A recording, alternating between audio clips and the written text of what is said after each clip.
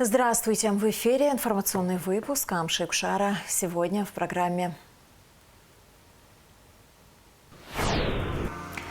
158 миллионов выделено в следующем году на единовременные выплаты за рождение детей. Кабмин утвердил целевую программу развития демографии. 13 вопросов повестки дня рассмотрели депутаты Народного собрания на первом заседании осенней сессии.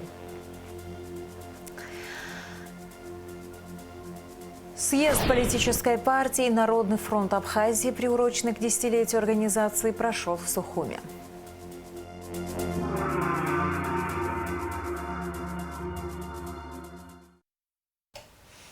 158 миллионов выделено в следующем году на единовременные выплаты за рождение детей. Кабмин утвердил целевую программу развития демографии. Доходы государственного бюджета в 2026 году составят 9 миллиардов рублей, расходы – 19,4 миллиарда. Предусмотрена поддержка таких ключевых направлений, как сельское хозяйство, малое и среднее предпринимательство, местные бюджеты.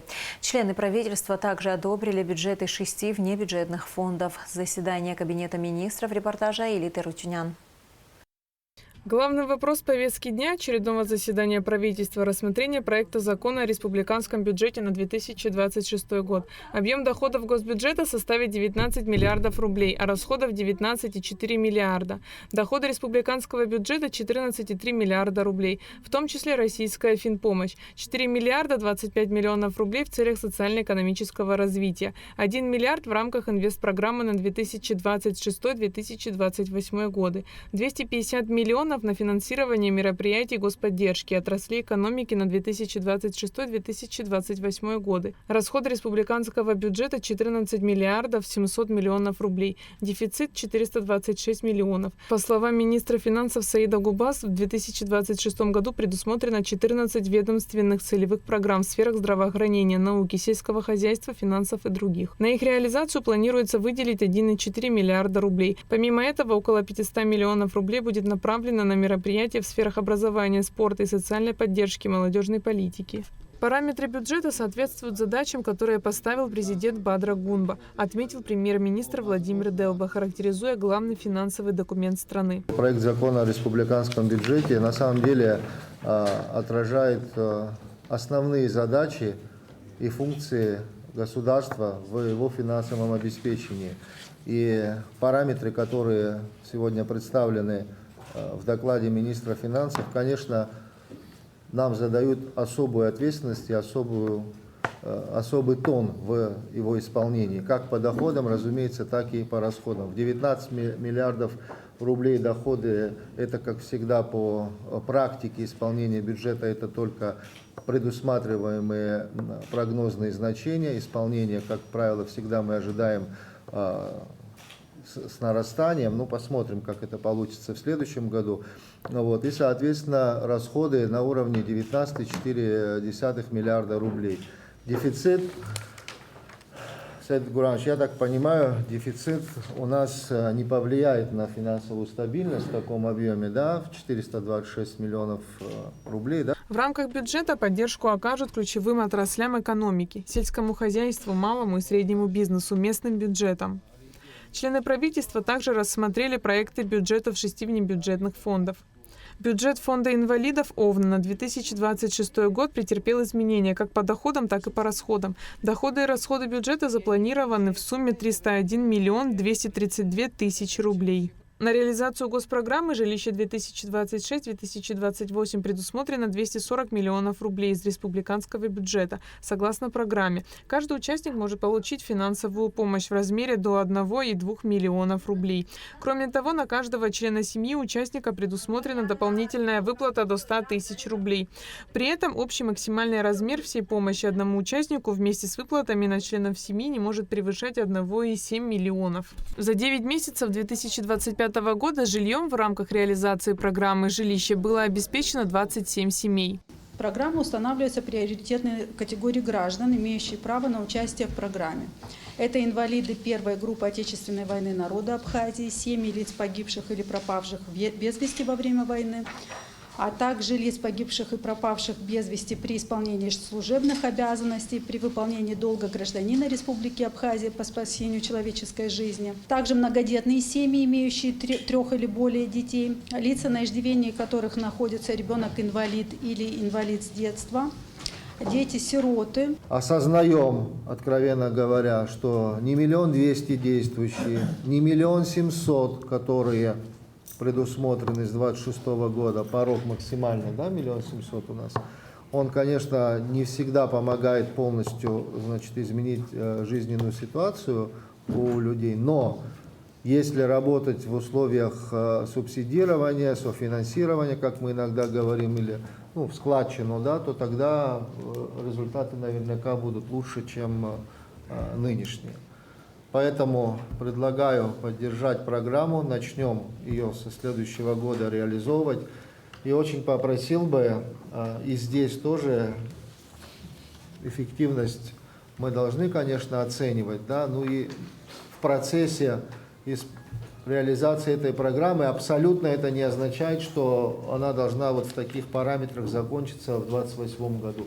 Если мы будем располагать возможностью, да, то обязательно можно вносить параметры, да, изменения как в текущем году, так и в следующем году. Может, какие-то иные механизмы, о которых мы говорим за счет других фондов, но это тоже хорошее подспорье для наших граждан, которые участвуют в этой программе.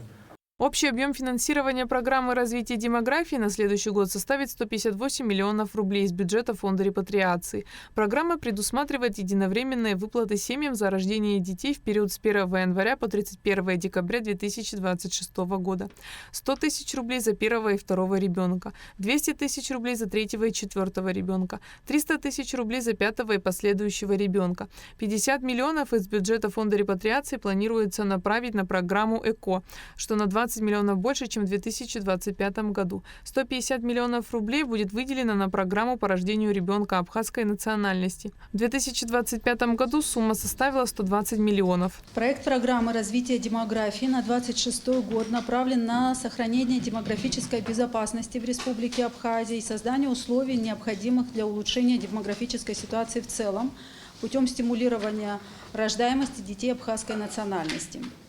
Основной задачей данной программы является осуществление дифференцированной единовременной денежной выплаты семьям, постоянно проживающим на территории Республики Абхазия.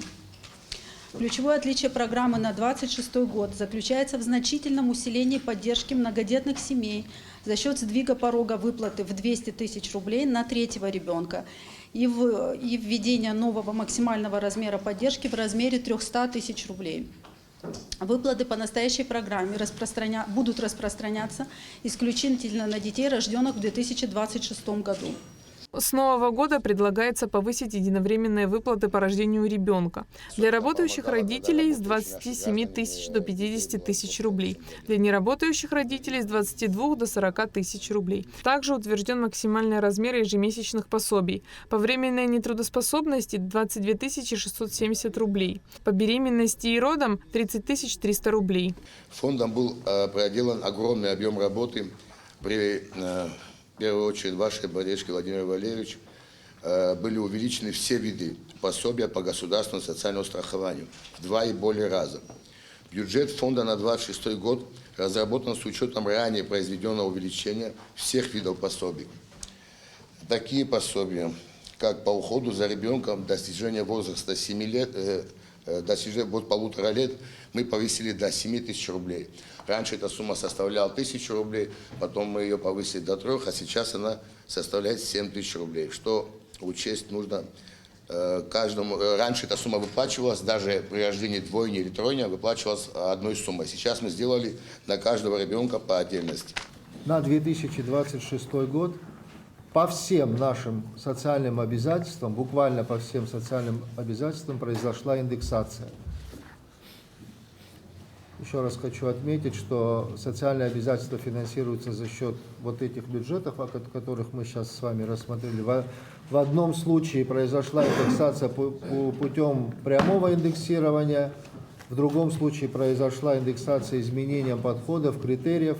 Это та социальная политика, которая реализуется на протяжении последних лет, и в 2026 год, естественно, не исключение. И здесь темпы роста опережающие, текущий, как говорится, текущий год. Очень рассчитываем на то, что, как и прежде, приоритетным будут являться именно эти расходы. Социальные, социально значимые расходы нам позволит улучшить качество жизни наших граждан. Это ключевая задача нашей с вами работы. 2026 год тоже станет базовым, отправной точкой для того, чтобы мы ориентировались на обозримую перспективу. Темпы роста. В 2026 году бюджет фонда обязательного медицинского страхования составит около 114 миллионов рублей. Основная статья расходов, по словам председателя фонда Валентины Жиба, приходится на программы родовспоможения и приобретение препаратов для онкобольных. На онкопрепараты предусмотрено более 96 миллионов рублей. Кабмин Абхазии одобрил проект соглашения о сотрудничестве с Кабардино-Балкарией. Документ предусматривает торгово-экономическое, научно-техническое и культурное взаимодействие между сторонами. Также члены правительства одобрили соглашение между ГТК Абхазии и Таможенным комитетом Южной Осетии о сотрудничестве в области таможенного дела. Аэлита Арутюнян, Давид Хашик, Абхазское телевидение.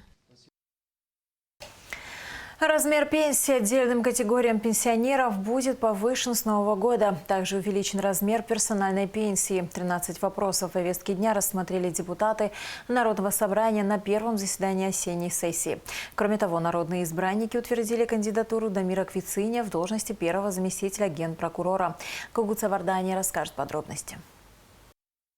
В Абхазии установлена нулевая ставка НДС на услуги, оказываемые оператором аэропорта при международных воздушных перевозках иностранным авиакомпаниям. На первом заседании осенней сессии парламента депутаты внесли изменения в закон о налоге на добавленную стоимость. Поправки приняты в окончательном чтении. При рассмотрении данного законопроекта в мае месяце, когда комитет поддержал данную инициативу, было оговорено условие, что после того, как будет реализована эта норма, аэропорт заработает, что правительство разработает и представит все те услуги, которые были включены в перечень правительства, что они будут оформлены в виде законопроекта, чтобы исчерпывающий перечень устанавливал именно парламент.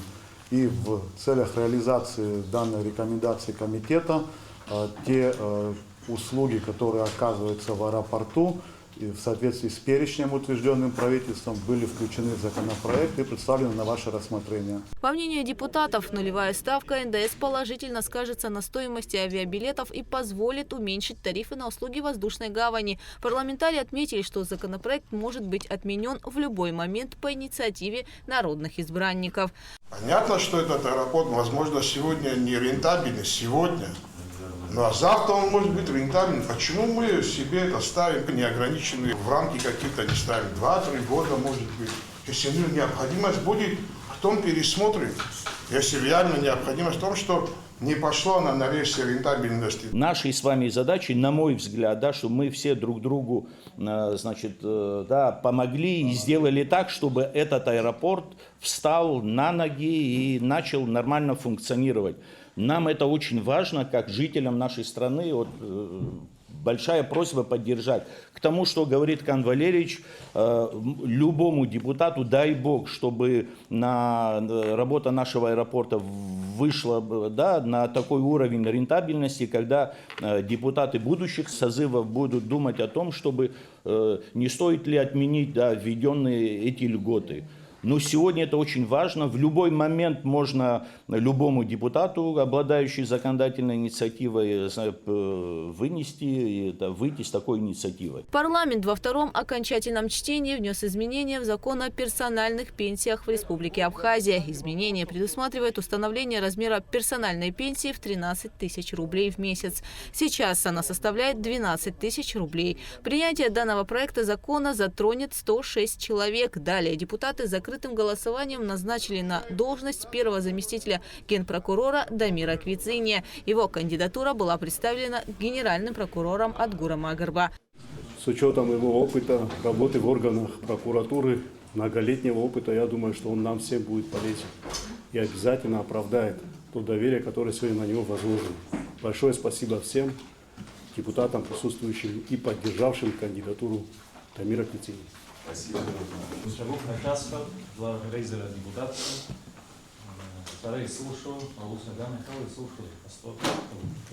Также парламент принял закон о повышении размера пенсии отдельным категориям пенсионеров. Предусмотрено увеличение на 2000 рублей ежемесячных пенсионных выплат пенсионерам, имеющим звание Герой Абхазии, награжденным орденом Леона и медалью за отвагу. Проектом закона также предусмотрено увеличение на 1000 рублей размеров ежемесячных пенсионных выплат инвалидам ОВНА 1, 2, 3 групп, семьям погибших в Отечественной войне народа Абхазии, семьям умерших инвалидов и семьям добровольцев, погибших при защите Республики Абхазия в период с октября 1993 года по декабрь 1994. Депутаты парламента во втором окончательном чтении внесли изменения в законопроект, касающийся ответственности за нарушение правил торговли алкогольной и табачной продукцией. Теперь штрафы составляют от 30 до 80 минимальных размеров оплаты труда. Далее депутаты приняли в первом и втором чтениях законопроект о конфискации и уничтожении аппаратов для майнинга. На сегодняшний день конфисковано более 4000 аппаратов, которые хранятся на складе Госкомитета по стандартам. После той нормы, которую вы приняли в 2024 году, и когда вступила в силу санкция о конфискации, с этого времени конфисковано по решениям суда более 2000 аппаратов. Парламент внес изменения в Кодекс об административных правонарушениях, который предусматривает применение штрафных санкций в отношении водителей транспортных средств при превышении скорости движения. Действующая норма от 10 до 30 км в час предлагается в данном законопроекте от 20 до 40 км в час. То есть участнику движения предоставляется возможность, может автомобиль не очень исправлен, да, дается дополнительные 10 км в час, в рамках которого он может превысить данную скорость. Следующий вопрос касался туристической индустрии и санитарных норм на местах общественного питания. Раньше закрыть заведение за нарушение санитарных условий могли на 90 дней. Согласно решению депутатов, теперь этот срок составляет 30 дней. Мне кажется, что 30 суток вполне достаточно для исправления большинства проблем, которые есть в тех или иных объектах. Если они не исправят их, если они не исправят эти проблемы, их всегда можно приостановить еще раз. Народные избранники включили часть имущественного комплекса туристической гостиницы «Амткел» в городе Сухум по улице Кабардинская в перечень объектов, подлежащих приватизации и утверждению условий приватизации. Гугу Савардания, Камила Джопуа, Абхазское телевидение. Перспективы межпарламентского сотрудничества обсудили спикер Народного собрания Абхазии Лаша Ашуба и вице-спикер Государственной Думы России Владислав Даванков. Российский парламентарий прибыл в Абхазию для участия в юбилейном 10-м съезде политической партии «Народный фронт Абхазии» по приглашению ее председателя Лаши Сакания. Лаша Ашуба и Владислав Даванков выразили уверенность в дальнейшем плодотворном взаимодействии, направленном на укрепление дружественных связей между Абхазией и Россией. Вы знаете, что 1 декабря 2022 года мы с господином Володиным подписали соглашение о сотрудничестве. Это позволило придать дополнительный импульс нашим взаимоотношениям. Общаемся, в общем-то, на регулярной основе, оказываем содействие руководству наших стран в рамках нашего парламентского измерения. Да. Также много личных контактов с депутатами, что, несомненно, важно. Сегодня знаю, что вы посетите и юбилейное мероприятие молодой политической партии. Также за это вас благодарим, потому что подобного рода взаимодействие оно чрезвычайно важно для двусторонних отношений. В общем-то, добро пожаловать в Республику Абхазия. Знаем ваши отношения к нашей стране, к нашим согражданам. И будем, конечно, продолжать и наращивать наше взаимодействие. Мы действительно стараемся поддерживать постоянные связи, дружеские связи, рабочие связи. Я был свидетелем подписания того соглашения. И с тех пор, на мой взгляд, отношения только развиваются. Мы содействуем во всем руководству наших стран. поддерживаем законодательно те решения, которые приняты. Ну и, конечно, такие контакты, они позволяют лучше узнать наши страны. Вот я вчера рассказывал, то, что был в Музее воинской славы. Но вот каждый раз Абхазию узнаю по-новому. В этот раз я по-настоящему понял, насколько важна вот независимость и борьба за независимость, как она проходила. Это оставило большое впечатление. Сегодня посетим тоже целая такая у нас большая программа, в том числе съезд. Договорились дружить, обмениваться опытом. У каждой партии есть свои программы, есть свои проекты, которые можно делать какие-то совместно, просто обмениваться опытом. Вчера встречались с руководством МВД, поговорили про молодежь, про нашу. Многие проекты, которые здесь есть, они тоже там созвучны, которые есть в России по борьбе с наркотиками, в целом воспитание нашей молодежи. Съезд политической партии «Народный фронт Абхазии», приуроченный к десятилетию организации, прошел в Сухуме. В мероприятии приняли участие вице-президент Абхазии Беслан Бигвава, спикер парламента Лаша Ашуба, вице-спикер Госдумы России Владислав Даванков, депутаты Народного и городского собраний, члены партии и общественность. Репортаж Гунды Шоуа.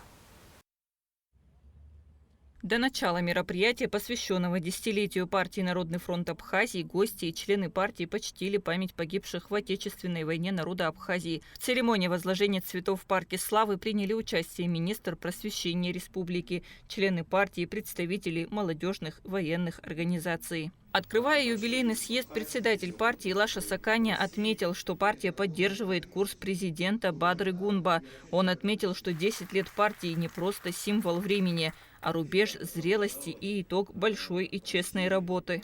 Все эти годы партия ставила перед собой единую, неизменную задачу – обеспечение стабильного развития Республики Абхазия, укрепление ее международных позиций и поступательное движение вперед в экономике, культуре и социальной сфере.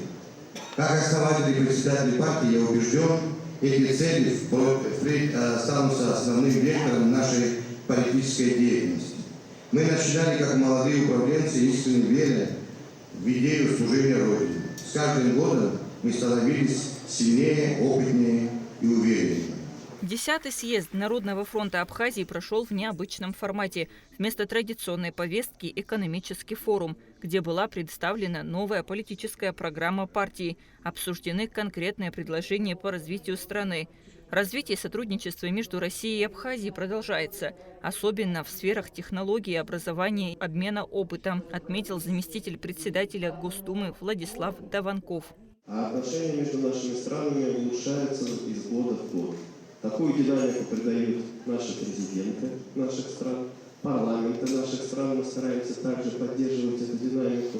Ну а мы на уровне партии обмениваться опытом. Опыт большой есть в Абхазии, есть опыт большой в России. И вот многие темы, например, работа с молодежью, образование, инновация – это все то, что поможет нашим странам быть уверенно смотреть в будущее.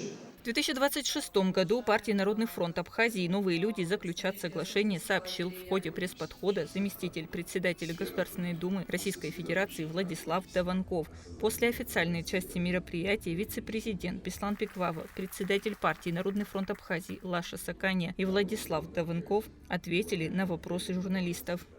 Лаша Владимирович всегда оказывал поддержку и школам, и нашему спортклубу, футбольному клубу, никогда не оставался на обочине, всегда был рядом, всегда проявлял такого рода инициативы. Мы с ним проработали почти 4 года, он никогда не был безучастным к проблемам. И это не только касалось Орджоникидзевского района, но и других районов. Конечно, что я и говорил, хотелось бы пожелать мудрости решений и политического долголетия. Встретились с активом, встретились с основателями.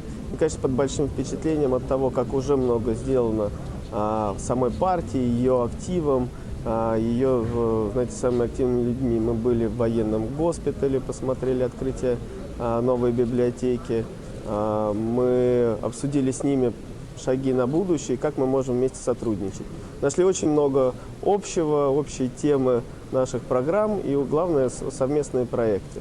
Пригласил коллег посетить Москву в конце января тоже на наш съезд.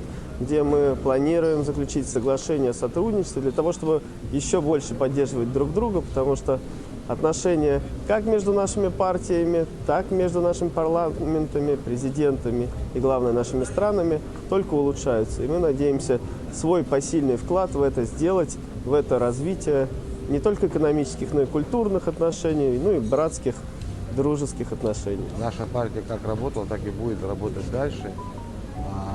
Мы будем помогать районам Абхазии, мы будем заниматься благотворительной деятельностью. Все то, что мы делали, мы будем с большей отдачей делать. И более того, с появлением таких друзей, как партия «Новые люди», когда мы заключим соглашение, я думаю, у нас все пойдет по-новому. Новые люди, Народный фронт Абхазии – это две партии, которые будут бок о бок идти в Абхазии и в России. В заключение председатель партии Лаша Сакани рассказал о том, что партия выдвигает 4 кандидата на выборах в органы местного самоуправления. Также партия «Народный фронт Абхазии» заявила о намерении поддерживать политический курс, направленный на укрепление суверенитета и социально-экономическое развитие республики. Кундашова, Давид Хашиг, Абхазское телевидение. Дикая дивизия Донбасса опровергла фейковые письма, поступившие на электронные адреса госорганов от имени интернациональной бригады «Пятнашка». В заявлении подчеркнуто, что рассылка – вброс украинских спецслужб, цель которых посеять недоверие и создать видимость несуществующих проблем в рядах подразделения. Бригада «Пятнашка» действует в постоянной координации с руководством Абхазии, и все вопросы решаются через официальные каналы. Граждан и госструктуры призвали проверять информацию и не поддаваться на провокации, направленные на подрыв единства и стабильности. В Абхазию прибыла группа сотрудников МЧС России, состоящая из специалистов различного профиля. Главная цель приезда российских спасателей – оказание содействия абхазским коллегам в решении текущих проблем и определение перечня первоочередных мер по повышению качества работы, технического оснащения и новых подходов в решении задач по защите населения при возникновении чрезвычайных ситуаций. В течение рабочей недели российские специалисты будут работать во всех районных подразделениях МЧС Абхазии, определять параметры конкретной поддержки того или иного подразделения. По итогам будет сформирован совместный план действий МЧС России и Абхазии по сотрудничеству и взаимопомощи. Решение о приезде группы сотрудников спасательного ведомства России в Абхазию было принято по итогам встречи в Москве министров Александра Куренкова и Льва Квициния. МЧС Абхазии передан набор бензопил, применяемых при устранении последствий чрезвычайных ситуаций. 10 наборов спецоборудования помогут спасателям в экстренных случаях при распиле упавших деревьев или обрушении деревянных конструкций. Вице-премьер-министр внутренних дел Абхазии Роберт Киут, передавая специнструменты, отметил важность обеспечения сотрудников МЧС всем необходимым для оперативного и качественного устранения последствий ЧС. Глава спасательного ведомства Лев Квициния поблагодарил за оказанную поддержку и выразил уверенность в том, что спасатели сделают все возможное, чтобы успешно справиться со всеми поставленными задачами. К другим новостям. В Абхазском государственном университете начались ежегодные семинары по повышению квалификации для учителей абхазского языка и литературы. В этом году в них участвуют 48 педагогов из всех районов Абхазии, в том числе школы-интерната. Лекции проводят профессоры и преподаватели кафедры абхазского языка и литературы АГУ. Семинары будут проходить 2 дня. Задача – расширить кругозор учителей, ознакомить их с различными методиками преподавания. Курсы организованы Республиканским центром повышения квалификации и переподготовки специалистов при АГУ совместно с Министерством просвещения. Сегодня мы начинаем семинар по абхазскому языку и литературе, семинар-практикум по абхазскому языку и литературе для учителей общеобразовательных школ. Семинар это 2-дневный, он включает в себе и теорию, и практику. Присутствуют учителя с разных районов. Это Тхорчала, Чимчира, Гудаута, Гагра, из других районов и наших интернатов. Целью наших курсов является это совершенствование компетенций учителя и также улучшение их теоретических знаний. Мы надеемся, что курсы будут плодотворны. 10 учеников пицунских школ приглашены на неделю атомной моды в Москве. Путевки школьникам вручила директор департамента по работе с регионами и органами государственной власти концерта «Росэнергоатом» Светлана Чурилова. В рамках работы фестиваля фотографии «Территория успеха в объятиях природы». Фестиваль «Территория успеха в объятиях природы» – международный проект Росатома. Прошел в Пицунде, приурочен к 80-летию атомной отрасли России. Фотопроект был запущен 8 лет назад. За это время в нем приняли участие и стали победителями 250 человек из России, Абхазии, Белоруссии и Венгрии. Среди них 15 детей из Абхазии. Цель проекта – поиск и поддержка талантливых детей в области фотографии, ранее профориентация, а также популяризация культуры безопасности атомной энергетики через художественные образы природы атомных городов. Группа школьников из Абхазии проводит осенние каникулы в Санкт-Петербурге. Поездка организована администрацией Санкт-Петербурга совместно с почетным консулом Республики Абхазия Владимиром Бигвава и председателем политической партии «Народный фронт Абхазии» Лашей Сакане. В составе делегации 42 школьника, 8 студентов и 5 сопровождающих лиц. Для них организована насыщенная культурно-досуговая программа, включающая посещение значимых памятников истории и культуры Санкт-Петербурга. Студентам также предстоит пройти программу подготовки к чемпионату профессионального мастерства «Профессионалы». Будущие специалисты изучат теорию в колледже кулинарного мастерства и колледже туризма Санкт-Петербурга, которую затем применят на практике. По окончании программы все гости будут награждены памятными подарками. 19-я республиканская военно-спортивная игра «Аяйра» стартовала в Абхазии. Она посвящена 80-летию со дня рождения первого президента Абхазии Владислава Ардзенба. Школьники будут состязаться в строевом шаге с песней, подтягивании, беге на разные дистанции, стрельбе из лука, разборке и сборке автомата, стрельбе из автомата, метании гранаты, перетягивании каната и комбинированной эстафете. Мероприятие продлится до 1 ноября. Первый тур чемпионата по национальной абхазской игре «Аймца Кячера» завершен. Всего провели 4 игры. Афонский Апсара одержал победу над командой Сухумской школы номер 1. Команда Чело обыграла Кутол. Среди юниоров победу завоевали Сухумские школы номер 1 и номер 5. Следующий тур состоится в селе Чело 2 ноября. Всего запланировано 5 туров. Чемпионат продлится до середины декабря. И в завершении выпуска о погоде. В среду, 29 октября, в Абхазии ожидается облачная погода с прояснениями. С ночи до полудня дождь, гроза. В предгорных районах возможен дождь с градом. Температура воздуха ночью 10-15, днем 12-17 градусов. Температура морской воды 18 градусов.